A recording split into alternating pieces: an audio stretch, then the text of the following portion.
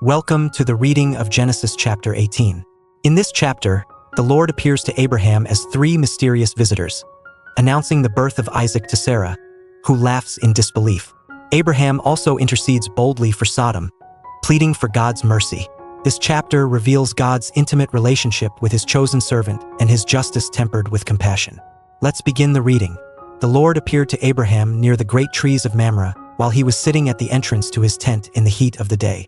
Abraham looked up and saw three men standing nearby. When he saw them, he hurried from the entrance of his tent to meet them and bowed low to the ground.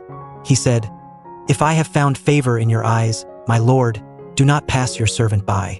Let a little water be brought, and then you may all wash your feet and rest under this tree. Let me get you something to eat, so you can be refreshed and then go on your way, now that you have come to your servant." "Very well," they answered. "Do as you say." So Abraham hurried into the tent to Sarah.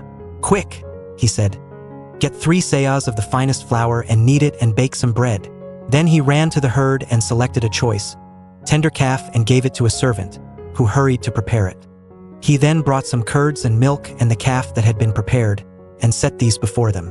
While they ate, he stood near them under a tree. "Where is your wife Sarah?" they asked him. "There, in the tent," he said. Then one of them said, "I will surely return to you about this time next year, and Sarah your wife will have a son." Now Sarah was listening at the entrance to the tent, which was behind him. Abraham and Sarah were already very old, and Sarah was past the age of childbearing.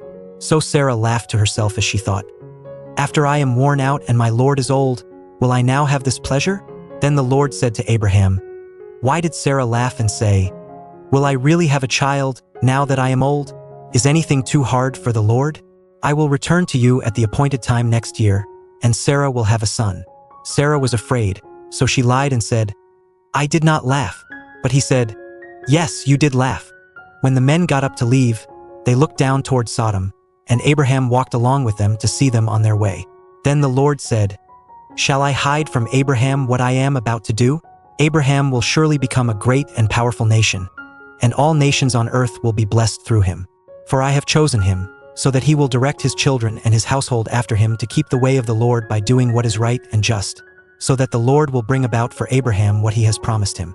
Then the Lord said, "The outcry against Sodom and Gomorrah is so great and their sin so grievous that I will go down and see if what they have done is as bad as the outcry that has reached me. If not, I will know." The men turned away and went toward Sodom, but Abraham remained standing before the Lord. Then Abraham approached him and said, "Will you sweep away the righteous with the wicked? What if there are 50 righteous people in the city? Will you really sweep it away and not spare the place for the sake of the 50 righteous people in it? Far be it from you to do such a thing, to kill the righteous with the wicked, treating the righteous and the wicked alike. Far be it from you. Will not the judge of all the earth do right?" The Lord said, "If I find 50 righteous people in the city of Sodom, I will spare the whole place for their sake." Then Abraham spoke up again. "Now that I have been so bold as to speak to the Lord, though I am nothing but dust and ashes, what if the number of the righteous is 5 less than 50? Will you destroy the whole city for lack of 5 people?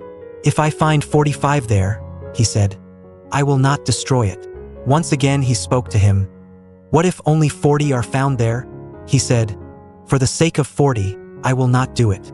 Then he said, "May the Lord not be angry, but let me speak. What if only 30 can be found there?" He answered, "I will not do it if I find 30 there." Abraham said, "Now that I have been so bold as to speak to the Lord, what if only 20 can be found there?"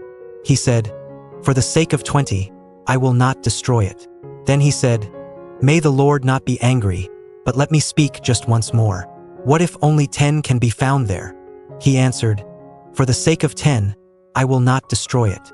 When the Lord had finished speaking with Abraham, he left, and Abraham returned home. That was the reading of Genesis chapter 18. Through Abraham's hospitality, Sarah's doubt, and Abraham's bold intercession, we see God's power, mercy, and intimate relationship with his people. May we trust in his promises and intercede for others with boldness. See you in the next chapter. God bless you.